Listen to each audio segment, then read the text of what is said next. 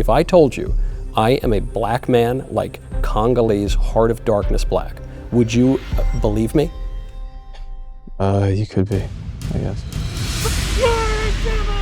We want trans liberation! Fuck you fucking fascist. You're welcome to talk to him afterwards. College campuses are in a sorry state these days, and every campus speech I give seems to present new challenges. The challenge isn't figuring out what to talk about. Many college students have never even heard a conservative point of view, so there are plenty of topics to choose from. The challenges almost always come from outside the classroom. The protests, the petitions to ban me from campus, the offer of lecture halls so small and dilapidated that few people can even get in to listen, as happened during my speech at UC Berkeley this fall.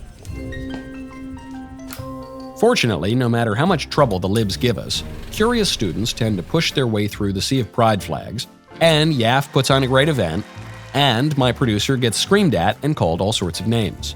As wild as these events can be, the goal is not simply to infuriate the libs, who are usually already furious without my help.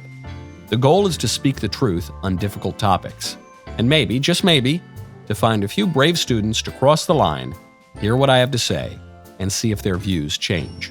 Sometimes that's easier said than done. In fact, at the University of Iowa, the organized protest, which was about 80% middle-aged weirdos, came masked up with instructions to speak to no one. They shouted at everyone and even refused to speak to local newspapers anonymously. Or so I'm told by my producer, whom I sent to interview them. Did you expect protests like this right outside on campus like this? Have you seen it before? Yeah, I did. There was someone else that came last year and they were doing this. Not nearly as many people. This is crazy. I mean, they push LGBTQ and stuff like that all around campus. It's a liberal campus. But I think people would be surprised by how Republican the student body actually is. The liberals are a lot louder than the Republicans are. It was only after the speech ended, while conservative students were being berated outside, that two students agreed to cross the line, come back in, and talk to me face to face. Thanks so much for sitting down. Hi. Julia? Yes. Aman. Yep. So you both came to the speech, huge fans of mine, agreed with everything I have to say. Is that right? Wrong. Wrong. Got it. Okay. So you disagreed. Did I change your mind at all during the speech? No. No. No. I think I'm still the same. No opinions, even slightly modified? I mean, it might have gotten worse. I'm not sure. So what are the big disagreements? Well, of course, gender was a big talk of the night, but I think we disagree on very fundamental values, whether it be like a religion and its role in government, foreign affairs, immigration. What about foreign affairs, do you think? I bet we disagree on gender and we probably disagree on religion. But what about foreign affairs? I'm guessing you're fairly isolationist when it comes to Ukraine and NATO and the United States. No, not in principle. I'm probably an imperialist. I think empire is a natural form of government. So I might disagree with certain conflicts, like I think it was stupid of us to aggress in Ukraine. But in principle, I don't have a problem with empire. And in reality? Well, I would disagree that NATO expansion or Western relations in the region were an act of aggression, whether it be like Crimea or anywhere else like in Ukraine. Well, the Russian invasion of Crimea was an aggression on the part of Russia, without question. I just think it would have been more prudent to treat Ukraine as a buffer state. I think buffer states can have good political effect. I think Jordan is a good example of a buffer state. And so I can at least sympathize, though I don't side with someone like Vladimir Putin, but I can sympathize as to why he would not want NATO, which has consistently expanded for 30 years now, to be so close on his borders, especially in the breadbasket of Europe. And so, Kissinger said that this was a needless provocation and that it was a bad idea to have Ukraine join NATO, though once Russia invaded, the die was cast, in his view. Maybe we disagree in practice, but not in principle. But the other stuff, you think transgenderism is real, I assume? Well, yes. I mean, I think it refers to a real reality. That gender, it doesn't refer to a biological reality. You kept referring to that. And I think in practice, it refers to an expression. Well, I don't think the word biology appeared in my speech. I don't think it's a true conception of human nature. I don't think human nature really works that way. In what way do you mean? I don't think that it is possible to be a different sex than one's body would imply. Well, that's a separate argument. We're talking about gender, which is like an expression of traits we associate. I mean, they tend to overlap with sex. Obviously, we associate height, strength, confidence, color blue, whatever the hodgepodge of details or characteristics, like male, for example, or other things. I don't associate the color blue with male. I think Even baby boys? Oh, sure, that's true. You're right, baby Western boys. But you're wearing a blue shirt and blue pants. I don't think you're a man. But exactly like these expressions of traits. But you're saying that there's a distinction between sex and gender that in as much as a man can, wear pink and bake brownies. But I don't disagree with that. I'm not saying that men can't act in a way that's somewhat effeminate. I'm just, I guess I disagree with the notion that if a boy wears pink and bakes brownies, that he is in some true sense a girl. I don't think that's possible. Well, if they identify as a girl, then they would be. If I identified as a rhinoceros, that wouldn't make me a rhinoceros. Are you a rhinoceros? No. Rhinoceros has like a biological definition, whereas woman does not. I think woman does. I think you might be thinking of female. The woman, it has like a definition, but it has nothing to do with like genitalia or chromosomes or physical appearance. So female would, I think you might be getting it a little reversed. Usually you would say woman refers to sex and female would refer to nouns, for instance, like gendered nouns, but now it refers to this gender ideology. But use whichever term you like. Why doesn't it have something to do with bodies? I mean, bodies are like an aspect of it, but that's not what it's referring to. It's referring to someone's identity. And where does the identity come from? From their conception of themselves. They conceive of their identity, but on what basis? Oh, where do you get your basis of your gender identity? My body. Is that it? Are you tall or short? I think I'm the average American height. Okay. I'm shorter than Aaron Judge, taller than a pygmy. Yeah, but those, for example, those categories are relative.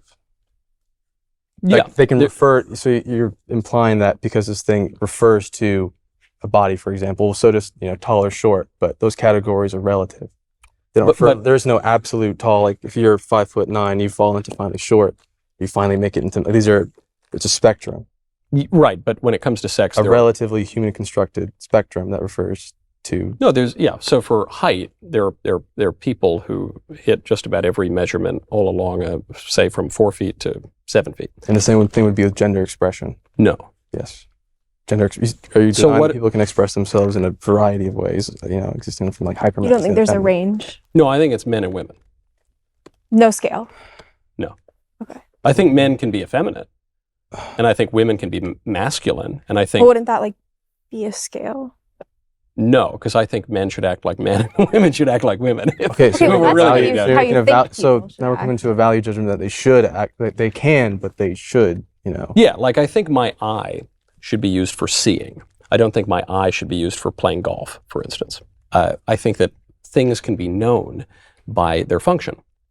So if you have a womb, you could bear a child in principle. Maybe not particularly, but in principle you could bear a child. You don't have a womb, and you can't. And this tells us something about your sex, and it tells us something about your gender, which I don't think are really so neatly distinct. At what line do I stop becoming a woman? Is it? Well, I don't think you'll ever stop being a woman. I think you're just a woman. Okay. So, and I think that's a nice thing. I think it's good to be a woman. No, I love being a woman. Yeah.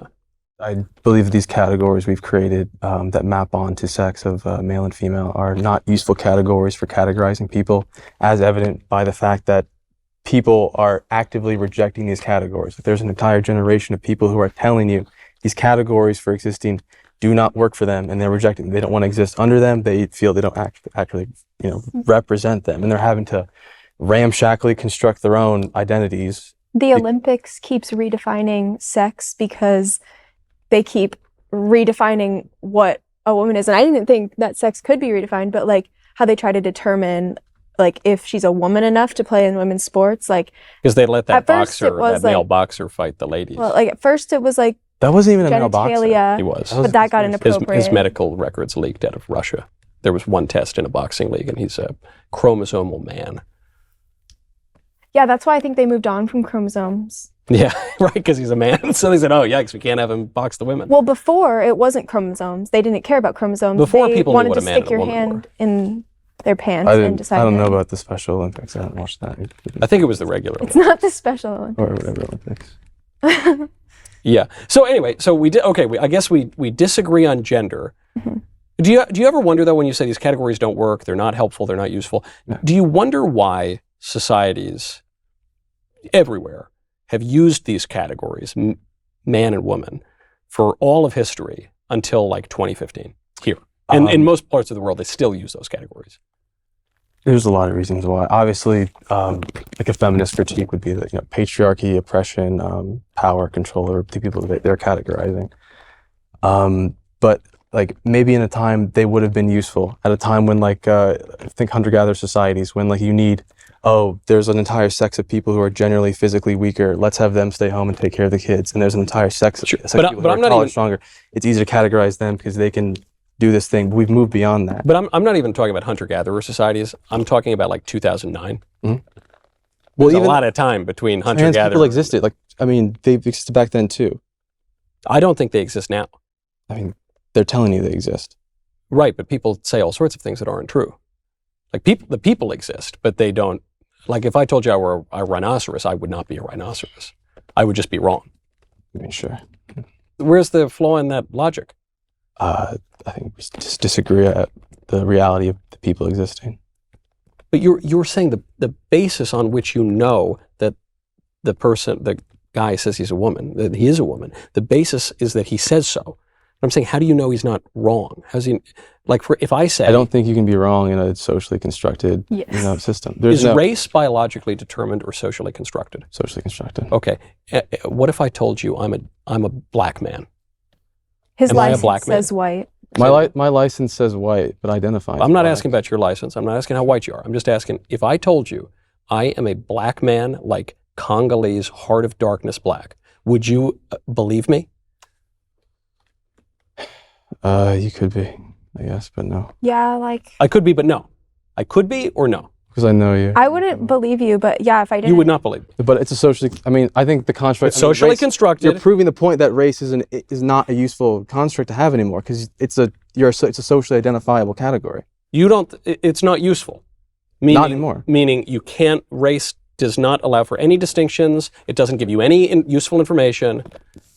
You can't draw any conclusions. So you can't say that I am not a black as ink Congolese man. There's so much more to say. First, though, go to goodranchers.com. The Christmas season is upon us. It's about tradition, gathering around the table with family, sharing meals together, celebrating what makes America great. But between that crowded grocery store and the questionable meat that gets sourced at those grocery stores, preparing the perfect holiday feast has become more stressful than it should be. That's why you need Good Ranchers.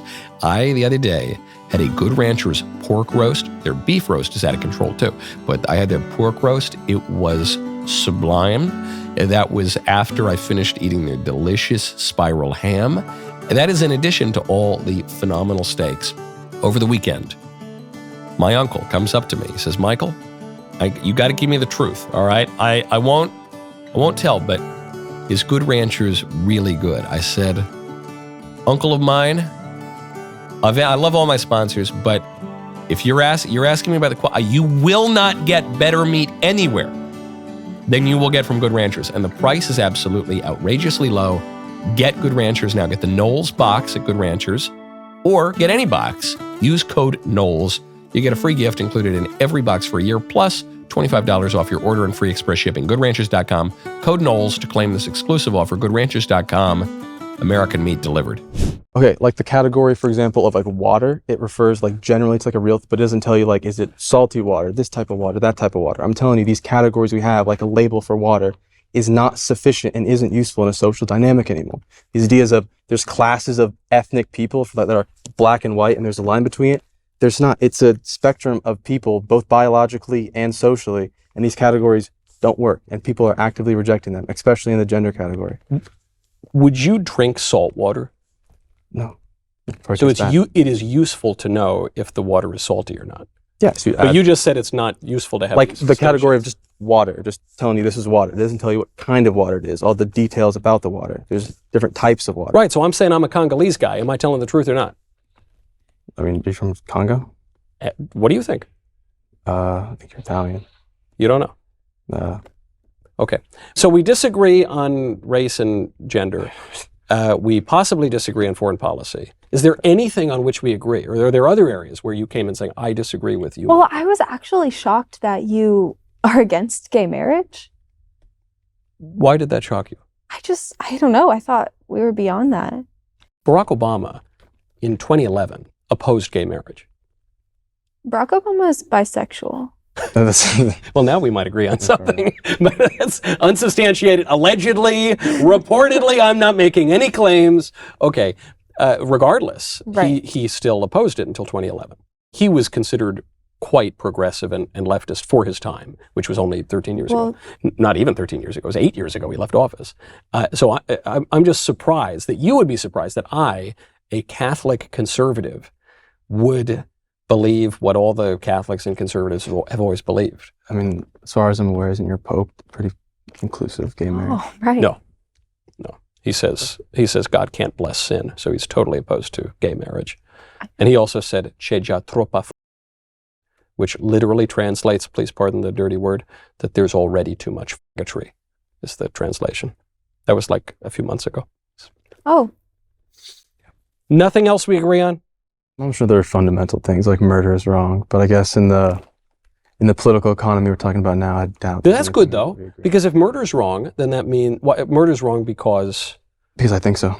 not because of the body. I don't have everybody thinks I don't have to refer to something out Not there. everybody. right. It's a first principle. It's just a Yeah. first principle of practical reason, Yeah. which it's what C.S. Lewis would call the Tao or the natural law. So okay, we agree that natural law. But No, you disagree. We don't believe in natural law. You just said you do. No. You believe in first principles. I You're mean, saying you don't people need to prove that murder's wrong. You just know it's wrong. there is no proving it's wrong. You can't. Right. There's no, You begin with that. It's a premise. Natural law. well, no. There's no absolute. There's no like abject morality You just said it's wrong to commit murder, to me. but not to me. I agree with you. I can accept that it's relative and not objective. You previously said it was. We can agree on fundamental things. Murder is wrong. We can agree. That's just. Why do we agree? I guess we both agree murder is wrong. Why? I don't know how you can. I guess because God told you that's wrong. But for me, Well, we can agree it's also from the natural law. well, both selfishly, it's good for me to agree that legally it should be illegal because that incentivizes like a stable society. But also, I have empathy for people, and I'd like to see them not murdered. So that's my incentive for believing it's wrong, both practically and morally. To me, I reject the idea that there's an absolute morality. Well, we almost agreed. We agreed before you got him to not agree, which is close. That's a start. Amon and Julia did not end up agreeing with me, but perhaps I cracked open their minds, at least a little bit.